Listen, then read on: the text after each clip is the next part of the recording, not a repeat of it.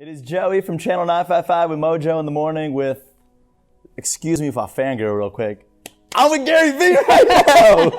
This is my man right here. So we were talking about you on the radio a couple days ago, and a lot of people in the Detroit area heard about you, but they don't know too much about you. So just a quick little, who is Gary Vaynerchuk? I'm an entrepreneur through and through, lemonade stands, baseball cards. Joined my family's liquor store business in New Jersey, blew it up, built a huge business for my dad and mom called Wine Library, left that, made some really smart investments in the mid-2000s in Facebook, Twitter, and Tumblr. Clearly that changed the course of my career. Went on to write 5 New York Times best-selling books and built a $200 million agency called Vaynermedia over the last 8 or 9 years, and produce an ungodly amount of content around entrepreneurship and the journey across every channel from podcast to YouTube to Instagram. That's who I am. I watch a lot of your videos.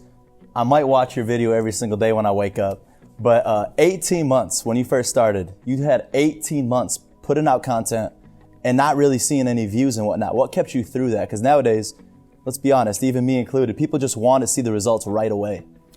I'm patient. You know, I think I'm an enigma. I have so much energy. I'm so over the top and so hyper that I think people mistaken that for lack of patience. I'm the reverse. The reason I stuck through was I knew it was early. It was early internet. It was early YouTube. I started one of the first YouTube shows, period, in 2006. Of course, nobody was watching. There was nobody on YouTube. Like when you're that early, like that's just the way it is. And it's like kind of like, you know, when you're going to be a pioneer or when you're Christopher Columbus, you're eating the first berries. You're putting the first flags down. And so for me, to really answer your question, I had no option. Like there is no option to not be patient. You either give up or you keep going. Like I love how people don't understand it's that binary. And so for me, you know, and I'll be honest with you, I'm a little bit dark when it comes to this. I love losing. I love losing.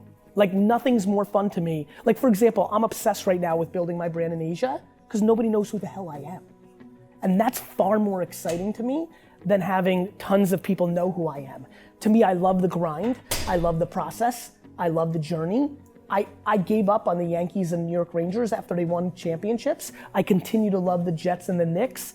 My wiring is to eat crow.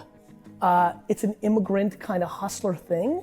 Yeah. And it is I'm romantic about losing while people want fake winning. So the Yankees, you gave up on them. They started winning and you were like, I want to go after who needs the help. It wasn't even about they started winning. They won the 96 World Series and it was a wrap for me. Yeah.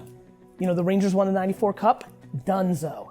I like the process, the thrill of the chase. It's why I like garage sailing. I like people laugh that I garage sail. I get a bigger high getting up at 5:30 in the morning and going to people's yards and buying things for $1 and selling them for $11 on eBay than I do closing a $5 million deal for Vaynermedia. That is facts. That is facts. That's just because it's in my wiring. I'm just about to chase. So you like to chase. I like sports. Yes. You like the Jets. You want them. Yes. How about you go after more of a chase like getting the Detroit Lions? Yeah. Look. We need the help, Gary. Come on. You know what's crazy? The Jets are a pretty difficult to / atrocious franchise. The Lions, like there are times where I actually wish I grew up in Detroit. We got a lot of viewers in Detroit. Listen, everybody's heard how I love it. Like I weirdly wish I grew up in Detroit because a couple things. One, I hate Michael Jordan, and what the Pistons did to Jordan in the mid 80s was the greatest. B, I would have got my championships out with the Tigers and the Red Wings, and I would be the craziest Lions fan because I still wouldn't have that championship.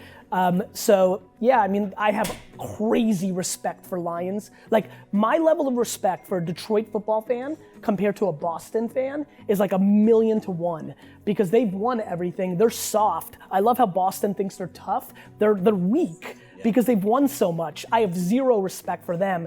Detroit football fans, to me, are like at the highest level of respect. If you were to give advice to somebody, a lot of people from you 5 years ago when I first started watching your videos motivated me to just be that motivational person. You know, all my social media, it's all motivational because of you. So thank you to that. What's some advice you'd give to somebody that just doesn't know what they want to do right now?